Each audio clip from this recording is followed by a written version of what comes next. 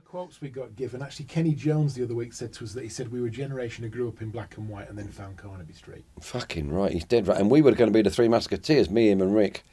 We split up. We weren't going to do Status Quo. We wanted to go and set with Kenny, the Three Musketeers. Kenneth, we used to call him. We used to say, how could anybody go, oh, Kenneth? It just don't make sense. But Kenny, and my dad used to know Kenny and Steve Marriott because I used to serve ice cream to them. And I would say, fucking weird. And we had a rehearsal, Rick and I, with... Rick was going to play bass. He's quite good at doing shuffles. Because he's got a fabulous right hand, as he'll tell you. You're reading into that, aren't you? Exactly what I thought. So Kenny... And we rehearsed in this placing thing, and the reason we didn't do a thing with Kenny, we couldn't stop the bugger playing. You know, just saying, no, we just, so, I can't do that. And we carried on, but we were upset with Alan for something, and decided to carry on a little longer, and luckily it all kind of worked, you know.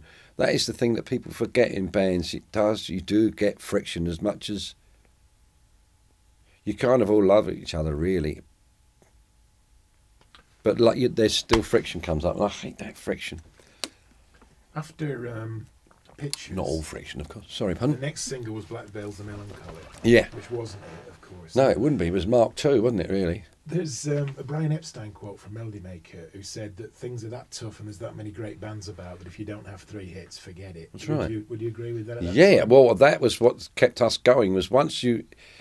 The other side of success... Everything looks so fantastic. Like from that side, it looks, God, it must be marvellous, you know, being filmed in the morning at home. And it all looks so marvellous. And when you get the other side, you suddenly realise the only difference is I'm selling some records at the moment. Nothing's changed. No, everything's the same. And realising that, you know, and it's not a career, and I wanted a career. We all wanted a career. I did not want to be a 1-hit, 2-hit, 3-hit, 5, even a 10-hit wonder that you've run out of your hits. We're lucky we never run out of them. And I mean, we don't do them all. We never run out of them. And what was the question? So, yeah, just about that, having the next single, Black Veils Melancholy. Yeah, so...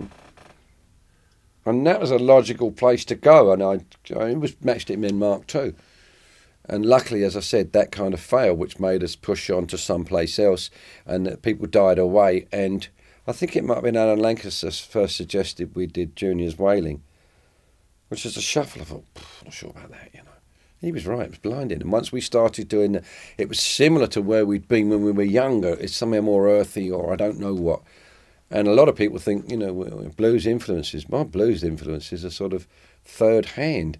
Some white boy told a white boy told a boy who's been told by a black bloke a long time ago, and I don't even know who they are. I was always fascinated that Steve Marriott and umpteen people still do. I was listening to Radio 2 last night, the blues programme, Honey Boy, Johnny Bonham Williamson. Oh, talk about big tits Fred. Oh, fat ass man. Oh, fat ass wobbler. He's lovely. And I don't know who they're talking about, but I just wish I did. And I realised that I'd kind of grown up in this dreadful pop thing, which everyone said. For years, I don't know pop, darling. We don't do pop. Yes, you do. Anyway. What about Ice in the Sun? That was a hit. Ronnie Scott, it was high man. It was a high man. Lovely bloke. Bill Kenwright was talking to me about him the other week. He's a friend of his, which was fabulous. And he knew Marty Wilde. He'd written some things with Marty Wilde. I think they did I'm a Tiger, whether it's before or after and such. And I liked Marty, and I still do. But they were a little bit, you know, it's Marty Wilde, previous generations.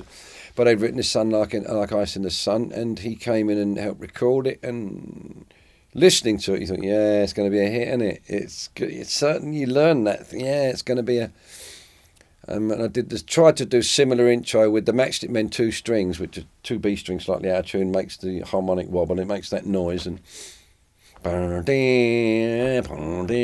I think I did the first tremolo dive ever.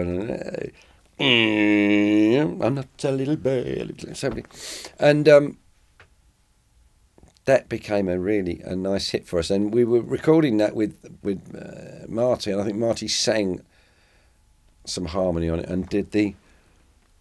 And Rick's bound to tell you this. Did the...